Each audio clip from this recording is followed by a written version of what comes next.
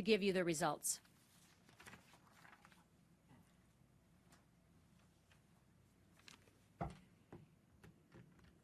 Thank you, Cynthia. Good evening, everybody. Our party's leadership review and selection rules set out that the question in a leadership review shall be, quote, do you approve of the current leader, unquote. Members were given the option to vote yes or no. Those same rules require we announce the number of votes cast for and against the question, as well as the total numbers for the vote. So here are those numbers. I can advise that there were 34,298 votes cast. There were 17,638 yes votes and 16,660 no votes. These numbers represent 51.4% yes and 48.6% no.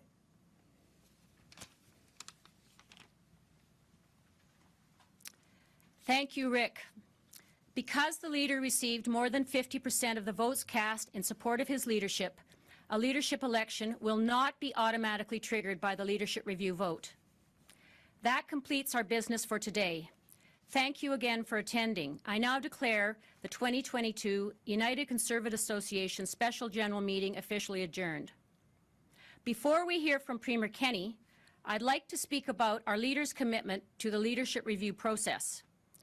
Over the last several weeks, Premier Kenney has crisscrossed the province to meet with many of our nearly 60,000 members. Since January, he has done more than 100 events, telephone town halls, coffee meetings, fundraisers, and phone calls with members from as far north as Lacrete all the way down to Medicine Hat.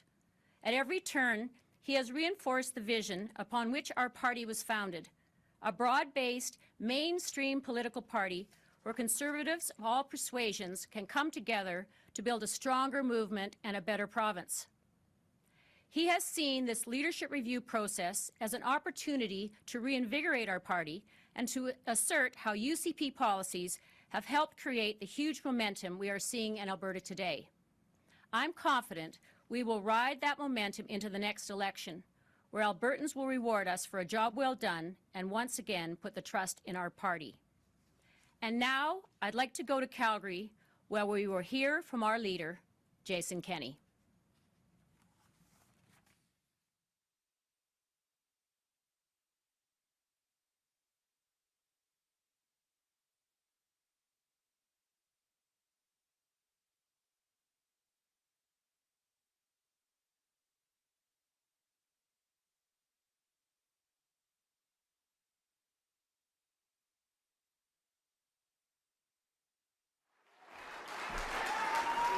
Thank you. Thank you very much. Thank you.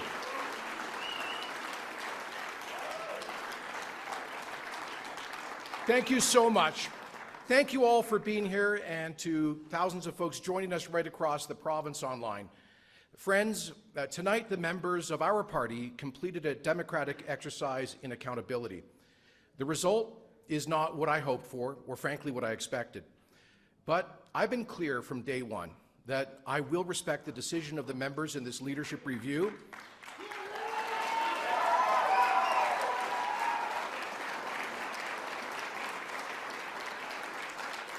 And I expect all members of our party to do just that.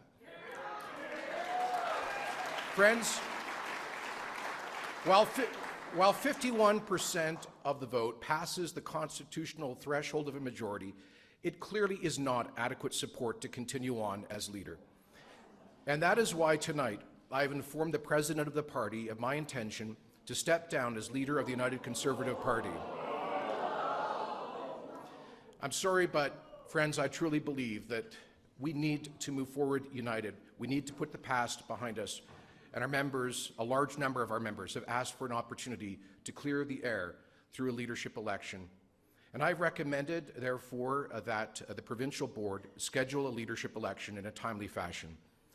I want to thank all members who participated in this process and the hundreds of volunteers who have pitched in. I also want to thank so many of you here and right across the province for your support and the tireless efforts of those who have had confidence in my continued leadership. Friends, it's clear that the past 2 years were deeply divisive for our province, our party, and our caucus. But it is my fervent hope that in the months to come, we all move on past the division of COVID. And disappointing as this result is for me, I am incredibly proud of the work that this team has done. Together, we reunited the free enterprise movement in Alberta politics, and we won the largest electoral mandate in our province's history.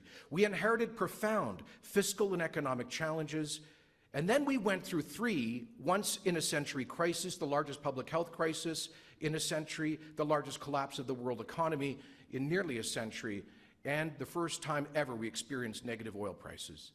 And yet, despite all of that, we got the job done, delivering on nearly 90% of our election commitments while turning around our economy. While turning around the economy, so we're leading Canada in economic and job growth, balancing the budget for the first time in 14 years, and paving the path towards a new era of diversification, putting parents back in charge of education, passing the Choice in Education Act, and so much more. By the way, did you hear last week, we won an historic victory against Justin Trudeau's No More Pipelines law.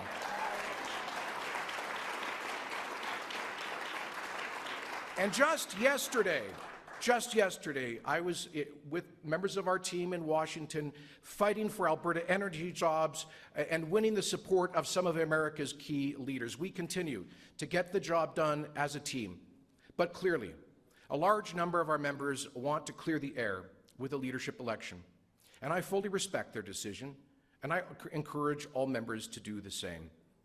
While we have our internal differences, we must remember the shared values that unite us as Conservatives. And we must always remember the promise of Alberta, this great land of opportunity where dreams come true and anyone can achieve their God-given potential. So thank you so much for your presence. Now, let's get on with the real show tonight, the Battle of Alberta. As Darrell Sutter said yesterday, it's bringing our province together. It's the best thing ever. I couldn't agree more. God bless you all, and God bless the province of Alberta. Thank you so much.